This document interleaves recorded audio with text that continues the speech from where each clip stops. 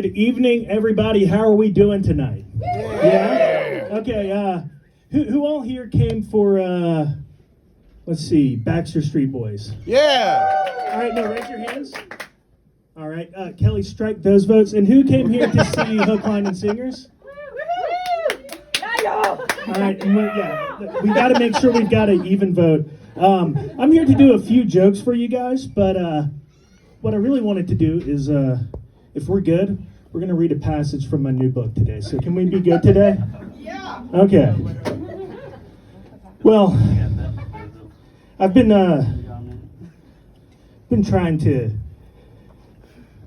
get in shape lately. I'm getting a little fat. I've been doing that for about 10 years now. Anybody here getting in shape, trying to run, make some New Year resolutions? Any runners in here?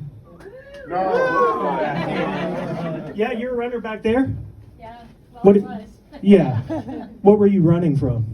That's a good call. Everything in life. Yeah, see? And everything in life is there when you get back from running, right? So, that's why I don't run. That's the problem. And I don't even go to the gym, but I do pay for it. And I think part of the reason I do that is because consider myself a kind of empathetic person, and I have a lot of friends who pay child support. So, you know, when we're talking, it's just kind of like, yeah, man, I totally know what it's like to give a portion of your paycheck every month to something you never see. And I think that makes me a good person. But yeah, I mean, I started getting fat. I think it was 26 is for me when I realized like I couldn't do whatever to my body that I wanted to, and then I would start paying consequences, right? So it was about 26 years old. I remember this. It was my grandmother. She had Alzheimer's at the time, and she still would if she was alive today, but she doesn't have Alzheimer's anymore.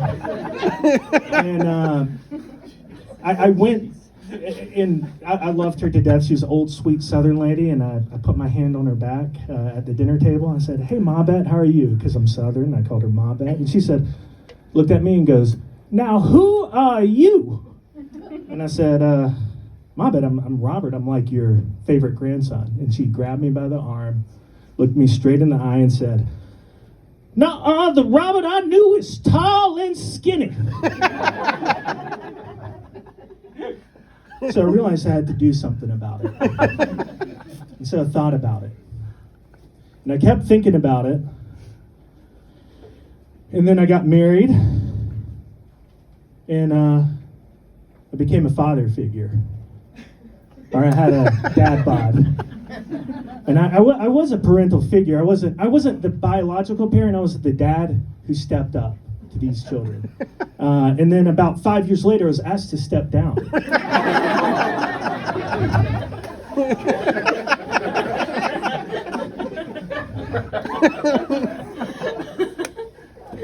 Did you know Alzheimer's skips a generation? It does. So I have ADHD. I'm worried about this, so I don't go to the gym. I don't run. But what I've been working out is my mind. And I've been writing a book. I'm only about 600 pages in so far. But actually, Jared, if you could dim 2 real quick. Actually, just turn it off. Turn off 2. There we go. Actually, Miles is here. This conversation I had with Miles and one of his friends inspired me to write this book. There's not a lot of room for men in young adult literature.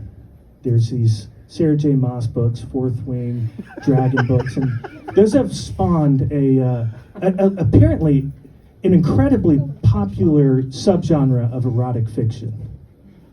And I was on Tinder, not Tinder, actually it was Hinge, for a while, and one of the top comments I got, somebody sent me a message and said, "You look like you know a lot about World War I vehicles."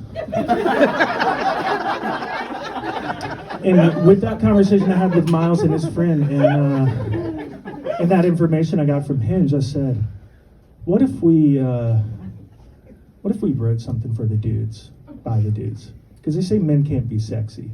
So, Jared, if you would, hit the track, please.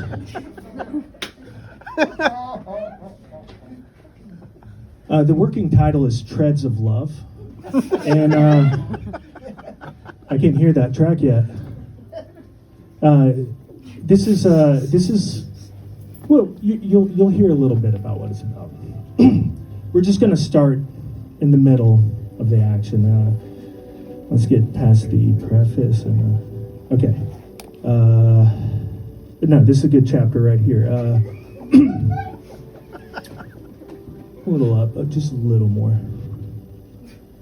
Lieutenant John Combat lowered his binoculars. Blimey, he cursed Britishly. He cursed Britishly because he was British, and he was also in a war.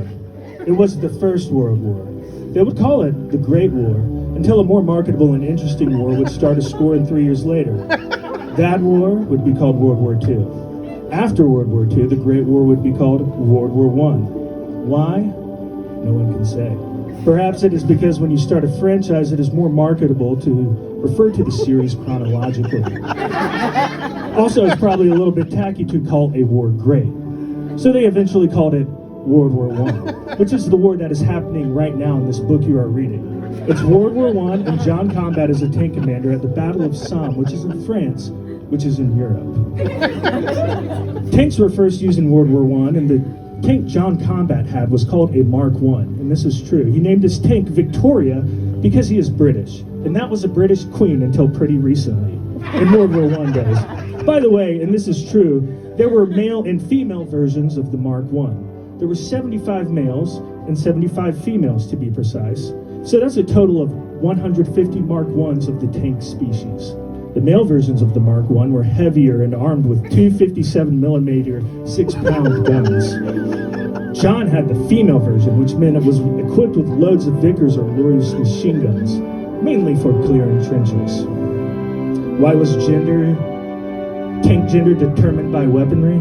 No one can say from what I read, the author on Wikipedia.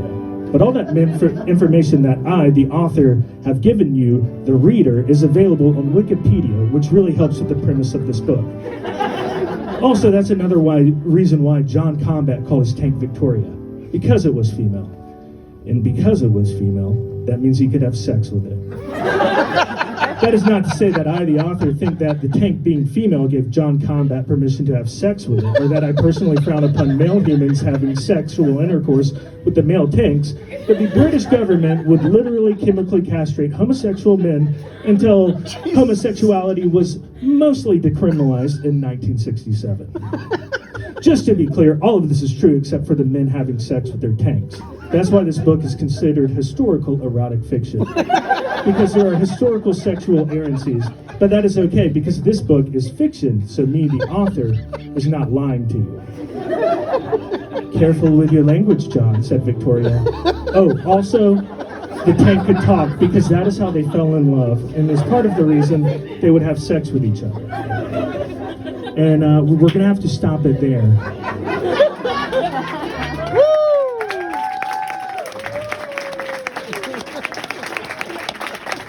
But thank you for your time. Who's ready to see some good family fun bear chuckle comedy?